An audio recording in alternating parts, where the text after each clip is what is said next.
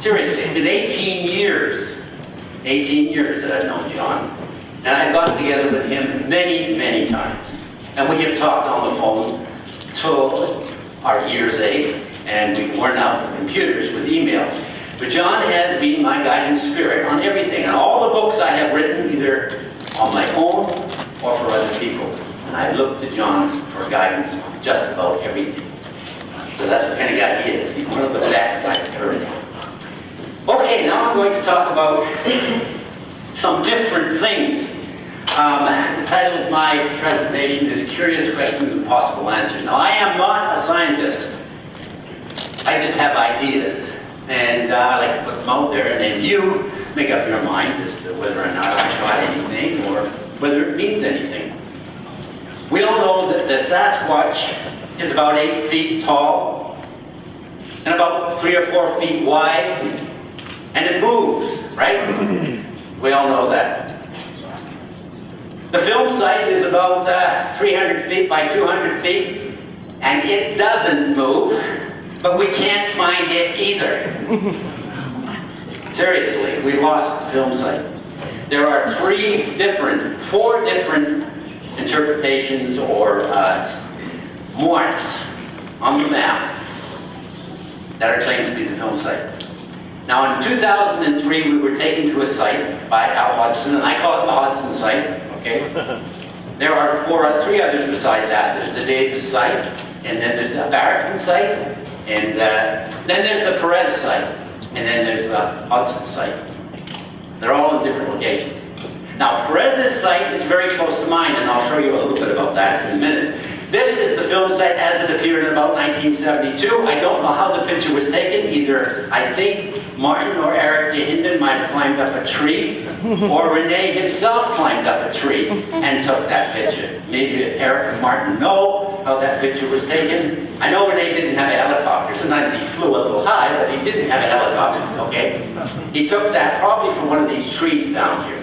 But that's what the film site looked like in 1972. And that little stream in the corner there, that's Bluff Creek. That's Bluff Creek. And it is a little babbling brook. That's all it is. Except when it rains. Because it goes up there and disappears up into the mountains, where it is fed by thousands of mountains. It's like the gutter on your roof. When they say it never rains in California, ask Bob Gimlin, okay? When it rains in Northern California, it really rains. And those mountains feed that stream, that creek, and it overflows. Now, when you look at this picture, you have to ask yourself, why is there a clearing there? Why didn't those great big trees in the back seed this front part? The answer is, of course, that creek came down there, couldn't turn the corner, and wiped it out. And it probably does that about every 10, 15, 20 years. It just wipes it out. And you can go up there and you can find bits of driftwood and bits of this and that all in this soil. These spindly trees that you see here, they live for maybe 20 years. And then they, like the rest of us, they fall over and die. Right? Just like that. So that's a floodplain. That clearing, which was the film site, and here's where Patterson stood over here, right? And that is the person walking in the creature's path down here. That's where he shot it from. Here. Patterson would have been back here, 36 feet behind this log, and that's where he shot his film from. Okay, so you got an idea where the film site is. Go forward here, like that. No, I didn't. Speak out. So there is the frame 352, like my model in there is based on frame 352, and you have to kind of get this into your head, because it's switched around. Patterson is standing over here, whereas here he's standing in front. So you kind of get that in your head. And you can see where the stream came down, and you have to imagine where it is with regard to 352. If you go to the film site today, and you stand in the middle of it, or the site that I think is the film site, and you're standing like this, and you're standing facing us, to your left, there's a great big hole. And it goes for about, I'd say 200, 300 feet. In the opposite direction. So you're standing here, and right in front of you, you're looking, standing over here, and you're looking straight down. I guess it would be east, west, east, one or the other. and there's nothing but a great big hole, right? And you wonder why? Well, you can see, if you look at it closely, that the water came in there and left a great big hole. You see all this rock? That's because water came in, took it, and it dumped all of those logs. The stream, the creek overflowed. And you know how strong water is. It took a big chunk of the film site out. There I am standing. Off to my left is that great big hole that goes all the way back, right? So you can see a great big hole. Now, here is what there's the Google image of the film site. I got an arrow on it. The arrow's a little bit out. It should be about here. Dan Perez's site, that he says is the film site, is about 600 feet from mine, where the Hodgson site is. And Cliff Barracon, I think he's up here somewhere. And Marlon Davis is down here somewhere. That's what they all claim the site is. I think Hudson was close, very, very close. Anyway, just to sum that up, there's my film site model, okay? You can find that little exhibit there. And in my opinion, if that was the film site, right, the creek came in and wiped it out, just took it, all of this was wiped out, all left was that little bit back there. When we were down at the film site, we were over here somewhere. We're standing here. When you see me standing by the log, I'm standing over here somewhere. All this is gone. It's just a big hole. One of the questions that John asked one day when we were talking is, well, I wonder where those big trees are. We couldn't find those big trees. You know where those big trees probably are? Somebody's coffee table, right? That's where they are. Those trees, back in '67, were about this big around. A few years later, they're going to be that. And once they get to a certain size, they're worth money. What we should have been looking for when we went to Bluff Creek was stumps, not trees. Stumps. They're still logging down there, right? So that's what I think happened. Now, whether I've got the right film site or not, I don't know. One of these days, maybe that question will be answered. But that's what I think happened to the film site. My speculations. We have all this trouble about the film. What happened to the film? What happened to it? I say it was done. It was developed in the Kodak Technicolor lab in Seattle. Lots of questions about where it was done. I checked, I found that they did exist. I found that they did have facilities to do that kind of film. I phoned the Kodak people, I talked to them. I found some old guy there that could answer the questions. And he said, yeah, that's probably where it was done. However, the film was processed on a Saturday. And I said, was the film facility in Seattle open on a Saturday? He said, oh, probably wasn't, but I'm not sure. I'm not sure. Could have been, but I'm not sure. Patterson said that he couldn't tell us where the film was developed because he would jeopardize the man's job if he did. So, now, if any of you work for large companies, like I did, like a telephone company, did you ever go in on Saturdays and use company stuff, company machinery, things like that? I mean, I did it for 30 years.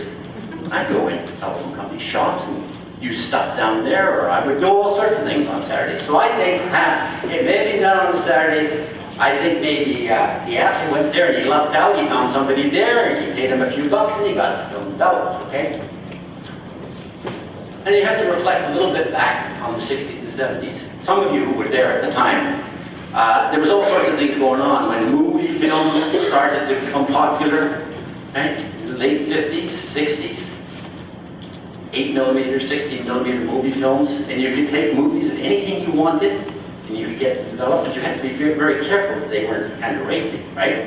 Because you would go to jail, they'd call the police if you had a racy and adult film. Nowadays, it's, you can watch TV, same sort of thing, but in those days, it was against the law. But guys in film labs used to go in on their off days and develop those kind of films, because there was money in it. Because there's money, there's going to be action. Okay? So I don't think it's surprising to find that out they actually found the film processing place that was open on a Saturday.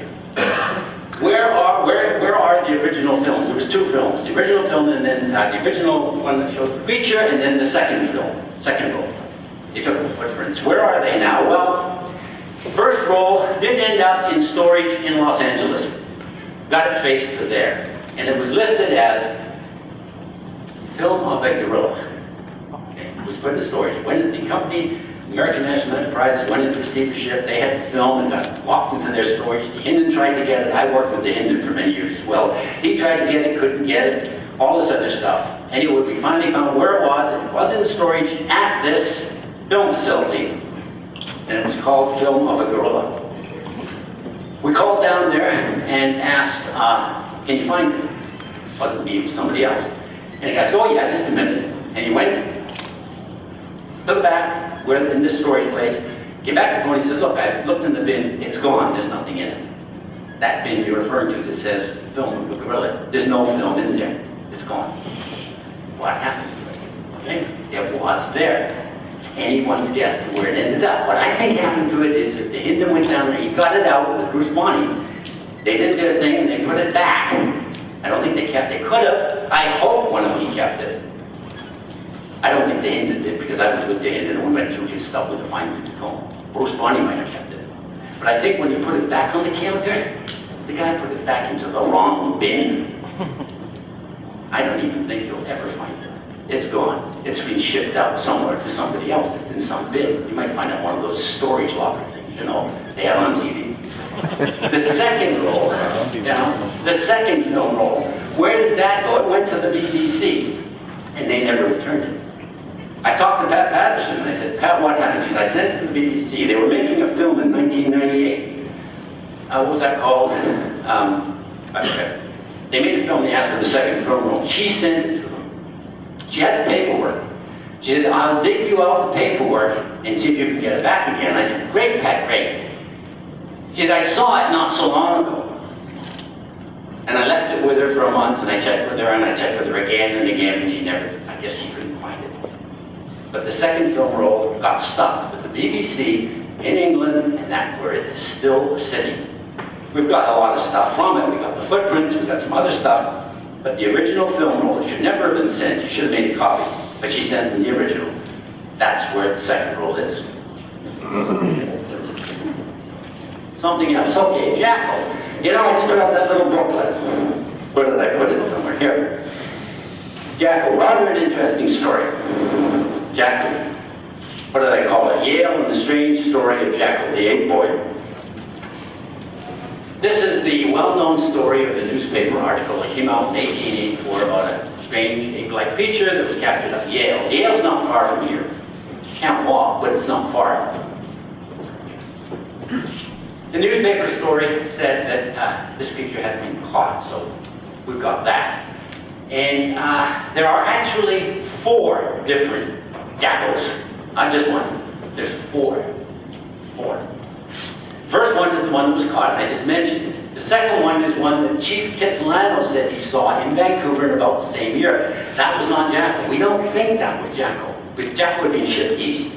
But Chief Kitsilano said to somebody, he saw this creature on display in Vancouver around 1884. Now, I'm not discounting that Jackal may have come up from Yale down to Vancouver, put on display, and then shipped east, but that doesn't seem to be the story. It appears that it was probably a different one. Okay, so that's number 2. Then there's a jackal that was taken up Burrard Inlet. His hair was cut off. We have another story. Some people got one of these creatures and took it up Burrard Inlet and cut off its hair and it died. And it's the stories, tell me the stories. Why it died, I don't know, but it did. So that's the third one. And we have a 4th one, which is even more credible. This is Annie York. Annie York is a native historian, she's a Spuzzum native. She died in 1998, and she wrote a lot, and her stuff got published. And Tom Steenberg ran into a guy in a library named Don Wade. Don Wade knew Annie York, and he told Tom, hey, you know, and he's got a book out, you know, she told me that her grandfather had buried a Sasquatch. It had been caught by a lasso, and its neck was broken, and then the Indians wanted to bury it. So her grandfather went all the way from Spuzzum up to another town, got the body, brought it all the way back, and gave it a burial. The Indians have a sort of a belief, and they're very, shall we say, it's a sacred belief in these kind of things. And they have to bury them. It's got to be buried under certain rules, right? And her grandfather went up to this tunnel beyond the Spuzzum, got the creature, brought it back to Yale, and buried it. So there are 4 different stories. That's Chief Kitsilano, and that's Annie York. The other big thing about the story of Jacko is that nobody in Yale saw it. They remembered the story, but people don't remember their parents or grandparents or anybody saying that they actually saw Jacko. And this has always been a bit of a mystery. Barry Gump and I went out there, and we found a photograph of what's called the machine shops, the Yale machine shops. And if you read the story of Jacko, the creature was taken off at the machine shops in Yale. Now you think that's like right across the street kind of thing. That's what everybody thinks, but it wasn't. We found the exact location of where the machine shops were built, and they were 3/4 of a mile from Yale. That's from the outskirts of Yale. If you add on another quarter mile, they're almost a mile. So that creature was not really taken off in Yale. It was taken off from Yale city center. It was taken off over about a mile from the city center. And a guy by the name of Tilbury, there's no way he would bring that creature into Yale. Yale was a town of something like 3 to 15 or more thousand people, most of them drunk and terrible. It was a wild town. Steenberg says, like Tombstone, Arizona, made Tombstone, Arizona look tame, and it did. If you read about Yale, there were thousands of drunks and gamblers, there were murders, we didn't have much of a police force. It was a very, very rough town. So if you caught a Sasquatch anywhere near Yale, there is no way you would take that creature in. You'd get shot. Okay, so it doesn't make sense at all. So we put that all together in this little book. There's a picture in here of Yale, what it was like, some of the people. We talked to people, residents, and there's a few little bits and pieces in here. So the story, in my mind, has a little more credibility than it had before we got together. Now, first of all, if the Iceman is real, I don't care what it is, it's probably not a Sasquatch. That thing's only about 6 feet tall and it looks like about 60 years of age. So it's not a young Sasquatch and it's not an old Sasquatch. It's not a Sasquatch. I don't know what it is, but I got an idea, okay? If it's real, it could have been an amnesty. It could have been an amnesty. We've got all sorts of stories of amnesties. Now, one thing you've got to kind of keep in mind is that if you believe it was a fabrication, right? If you think that that thing was fabricated, in 1965, you have to admit that prior to 1967, when the Patterson film was made, somebody could make a model that would be good enough to fool 2 scientists. You have to admit that. You say it's phony. You say it's a fake. You got a double standard. Don't tell me you think this is a fake, you think this is real. That thing fooled 2 scientists at about 6 or 8 inches below ice, right? It fooled 2 scientists, if it's a fake. But the scientists said it was real, Hubblemans and Sanderson. They said it was real. They swore to it. They said nobody could make anything like that. And anybody I've talked to says they think it was real. Now those are the people that I've talked to that have seen it. This creature we know was real. We don't think that they could have made anything, a costume that good back in 1967. Right? We don't think so. Generally, we have to accept both. If you accept one and not the other, you have to take a stand, okay? Because you can't say that, in my opinion, you can't say you think that's real because they couldn't make a costume that good. This is not real because they could make a costume that good. They couldn't make a costume. You got to take one stand or the other. I hope you can see what I'm talking about here.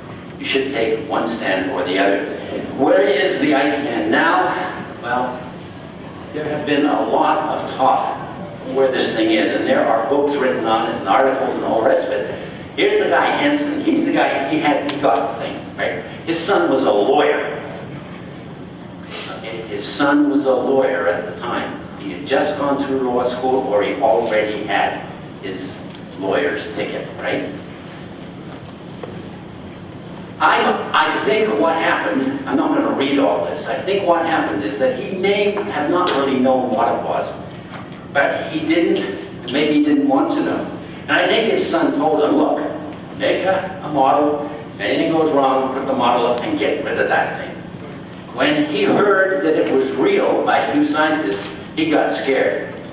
He didn't want to get, it's illegal to take these bodies around. I think he buried it. Personally, that's my own opinion. I think he went out in the back 40. There's his yard here. I think he buried it.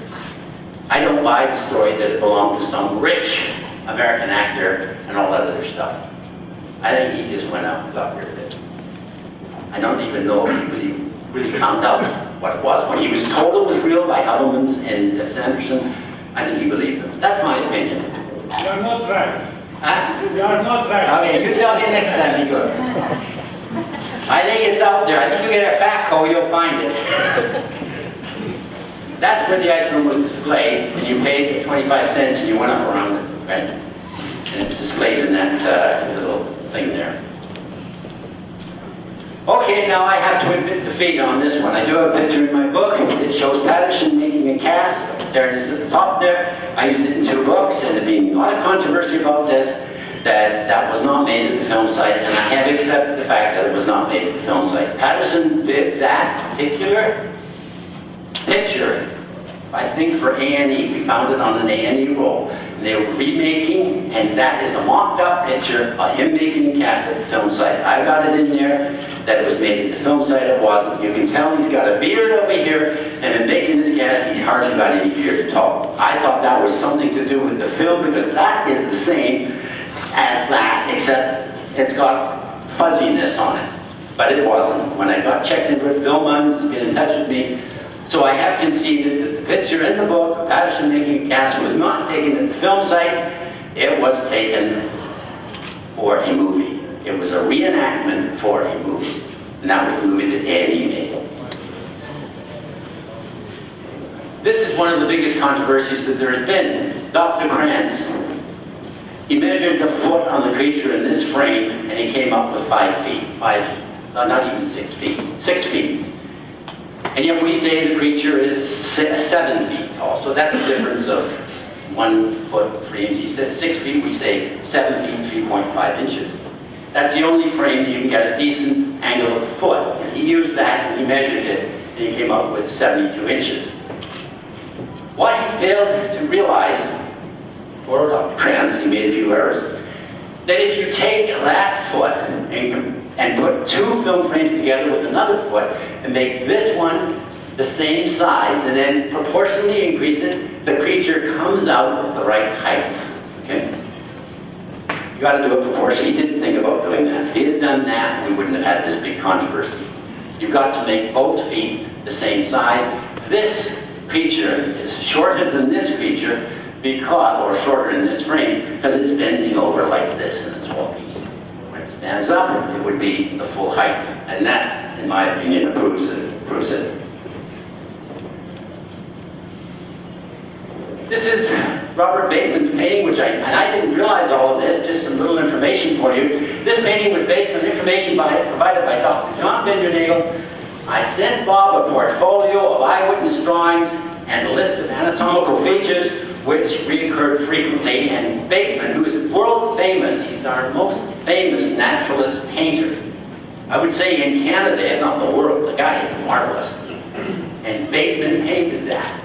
I just thought he painted it. Then I saw it in John's article, and I called John and said, how did you do this? Or emailed him, and yes, that was done. John Bindernagel gave Bateman the information to create that wonderful painting. Now, I got that painting for the museum exhibit I had in Vancouver. We borrowed it. The owner is in Maryland, and I borrowed it for the Vancouver exhibit. So it's a really great painting. Very, very nice painting. Not that big, but very, very nicely done.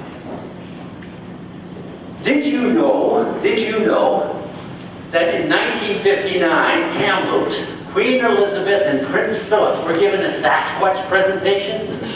Did you know that? We got royalty in our blood here. And what they told the Prince and Queen Elizabeth was the story of Seraphine Long, who was kidnapped by a Sasquatch in Chehalis. They told the Jackal story, the 1884 Jackal story, the Bishop's Cove story of all the natives running away from Bishop Cove because of a big monkey that was scaring them, taken away on a steamship, and the Albert Austin story, and the William Roe. And there's the Queen, and there's Philip. And did you know that John Green was instrumental in all of this? He and Renee Hinden, they did all the publicity for the Queen's event in Kamloops.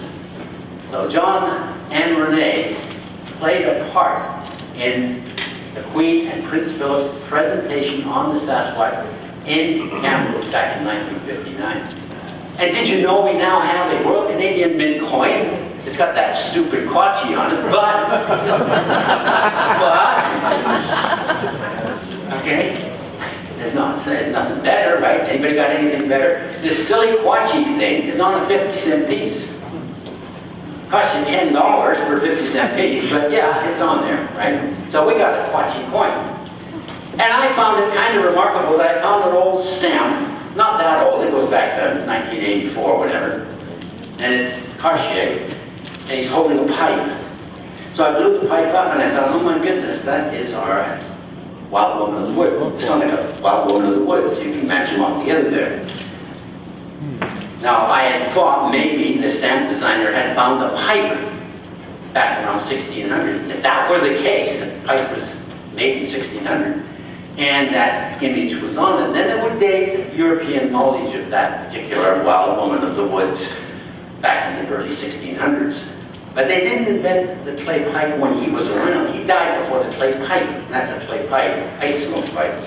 Wasn't invented. But that doesn't negate the fact that he could have. I tried to get a hold of the stamp designer and say, why did you do that? Why did you put that image on? I want to know, right? Could have made it up. But it's a possibility that the Wild Woman of the Woods has been around or known to Europeans a lot longer than what we think. We know it's been known to the First Nations people. They've known about it for centuries, thousands of years, but we haven't known about it. This was something that really got me going. I say, I'm not a scientist, okay? You know these stone heads? There's about 6 or 7 of these stone heads that anthropologists claim are apes' heads of some sort. They're found in the Columbia River Valley and they got all big write-up on them, right? I have wondered why stone heads, why they got these funny marks on them. I got 2 marks on the face like that. I kept wondering about that, and one day I just happened to look in a book and I see that baboons have got those marks down there. See these marks here? Baboons have those marks. And I looked at this head and I turned the baboon side and it looks like a baboon. I don't know. There have been some sightings of what people think are baboon-like Bigfoots or Sasquatch. That's one of them. That's the 7 shoots. And there's several others, some I can't show you. But anyway, it seems that among all our other problems with Sasquatch, we got something else that might be walking around out there. But there's a little information. I think that looks more like a baboon than it looks like a Sasquatch. Now this is one of the biggest controversies in the whole business, and it is the Weight Watchers thing. How heavy was the Sasquatch? How heavy? And Jeff Glickman, he originally did the analysis on this, and he is a forensic examiner, and he came up with something like 1,950 pounds, which nobody really believed. Now as soon as he did that, and this is back in 1998, I took his numbers because he'd given me all his figures with regard to how big the creature was. Like how round, how big were its arms, how big were its legs, how big was its this, that, and the next thing, right? So that we could get an idea. What I did there, this is going back a long time ago, I took the creature with these dimensions and I crammed them all mathematically into a big box, right? There was no space left over. I mean, I pushed its head down, pushed them aside, and squished the box in. There was nothing in it. That squashed Sasquatch inside a box, mathematically. Then I emptied the Sasquatch out and I filled the box full of water. Okay. Now, water is very close to the weight of animals.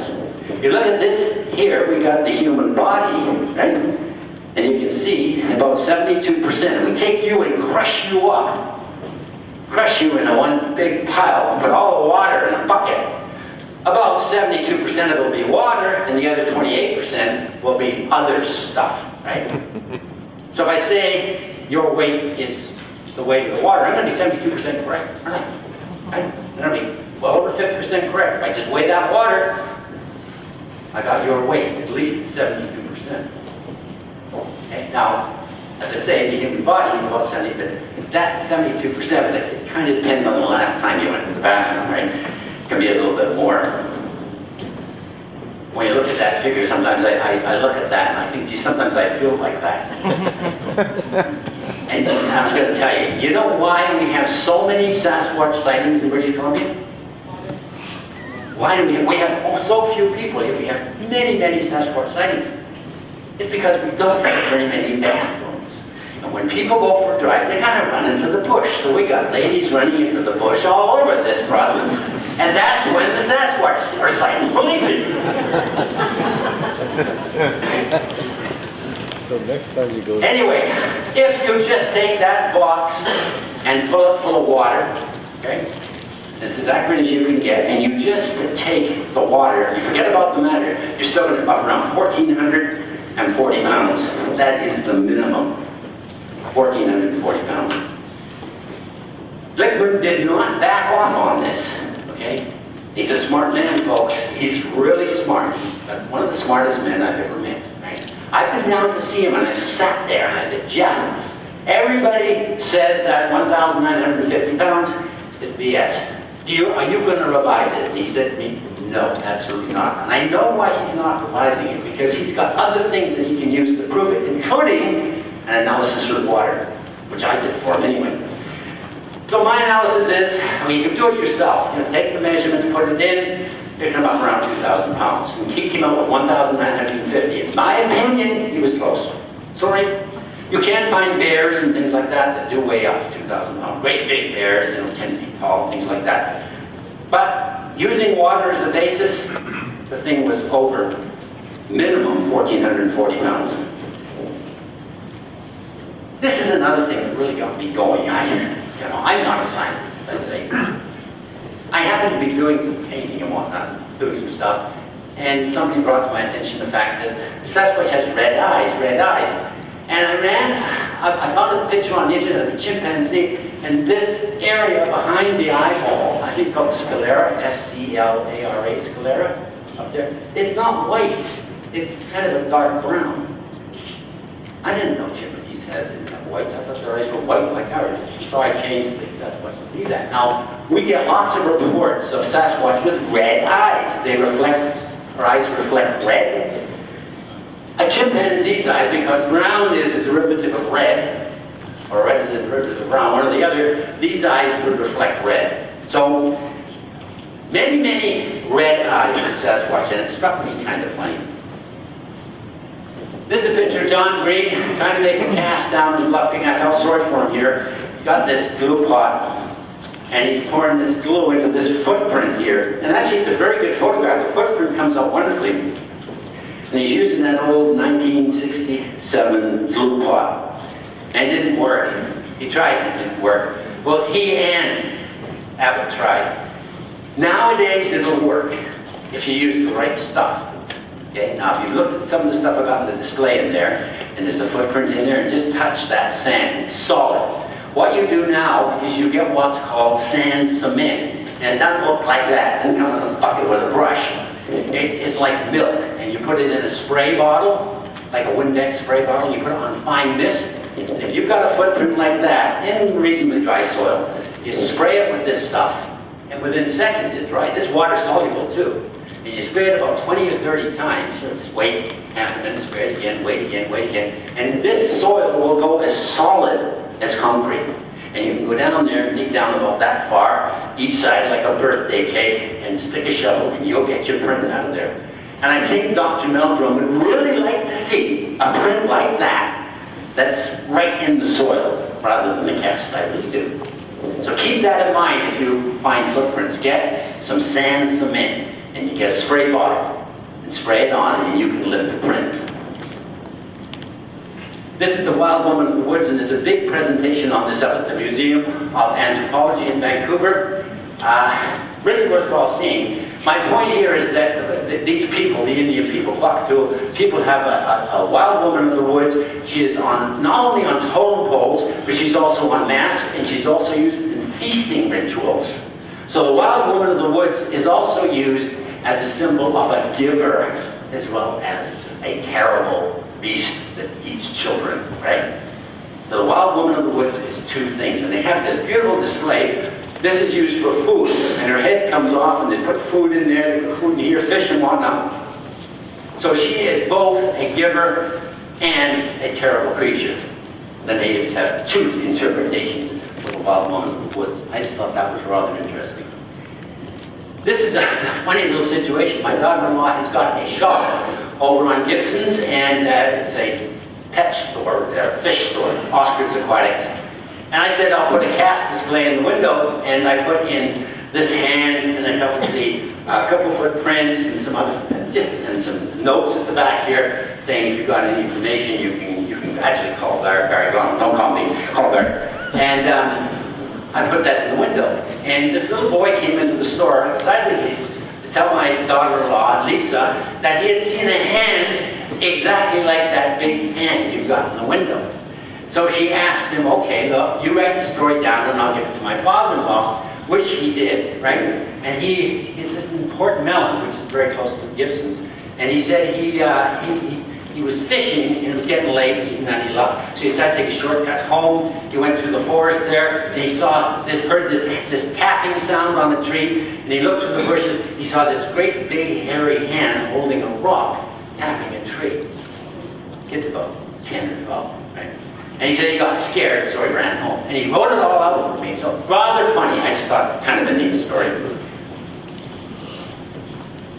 And this is kind of neat up at Hidden Lake, BC. I went up there camping with my son, and it's my son on the left, on the right there. Liza Jane and her husband came in, and we're sitting there one day, by the campsite up near Enderby. And a couple of forest workers came along and said, hey, they want to talk to us about the fire hazard and all that stuff. So I started talking to them, this older guy and the younger guy. We sat there talking about this. And we're talking about the beetle infestation. We're talking about the fire hazard. And it gets up there, if the fire starts, it can be really bad. It's just very forested, miles and miles. So we're sitting there talking, when all of a sudden Liza Jane comes along and she says, have you ever seen the Sasquatch either of you guys? Right out of the blue kind of thing. I'm kind of a little embarrassed, And this older guy, he says, yes. He says, as a matter of fact, he said, I'm going to tell you, I've been doing this job about 35 years. He said, and I've seen a Sasquatch on 2 different occasions. And that's his job, going around campsites, talking to people about the fire hazard and other stuff. He said, on 2 different occasions. And he explained to me what he saw. And it was generally the same as what we've got in John's books and everybody else's books. It was very tall, I don't know, 6 feet or 7 feet tall. It was covered in hair. It was standing by a tree and it was looking at me. And it was maybe 150 feet away. And I couldn't believe it. But he said, on 2 different occasions. And when I asked him, I said, at the end, what do you think of them? What do you think? He said, well, I'm inclined to believe what the natives say. There are some things about the creature we just don't understand, so that's how he kind of left it. But I thought it was rather neat because forest workers usually don't talk too much about this stuff, although a lot of them are opening up more than before. A lot of them are opening up. And you've heard some from Jeff Melvin and others. Some forest workers are loggers. They don't like to say anything because they're afraid. They're afraid that we're going to have to bring all the animal rights system in there and shut down the logging camps. But yes, these forest workers, they do see Sasquatch. They do. But you got to ask them. They're just going to tell you. They do. I think that is my last slide. No, it isn't. There's one more. Wooden feet. The situation wooden feet. I'll get through this very fast. That's a wooden foot. That's one I made. Okay. Have you ever tried to put a wooden foot into the ground? I mean, give me a break. Some of you might be old enough here to remember that when you got a flat tire in a car back in the 50s, you always carried a piece of wood about this size around in the back of your car so that you could jack your car up. Remember that? I remember the first car I owned. My father came home with a chunk of wood, opened up the truck, and he always carry this in case you got to jack your car up. Right? So you use that, and that wouldn't sink into the ground, and you're putting 1,000 pounds on it with it, you say you're going to put a tire on the front. So a piece of wood like to sink something like that into the ground, into hard ground, or even semi-hard ground, or even sand that's not being turned, is almost an impossibility. But you can do it. I'll show you how to do it if you're really that way inclined. Okay? There's the foot I am trying to find in sand at the bottom. Okay? I did that in sand. That's not too bad. What you got to do is you got to soften the sand. There's one in soil. That's more impressive because you want it in soil. You cannot just sink that foot into that soil. impossible. You can stand on it, it won't go in. This makes tiny little marks. What you got to do, if you want to make a mark, you got to take a screwdriver and you got to stab the ground about that deep, make the ground all soft, take a little bit of water and sprinkle on it. Now put your foot on that spot and stand on it, and you'll get the impression.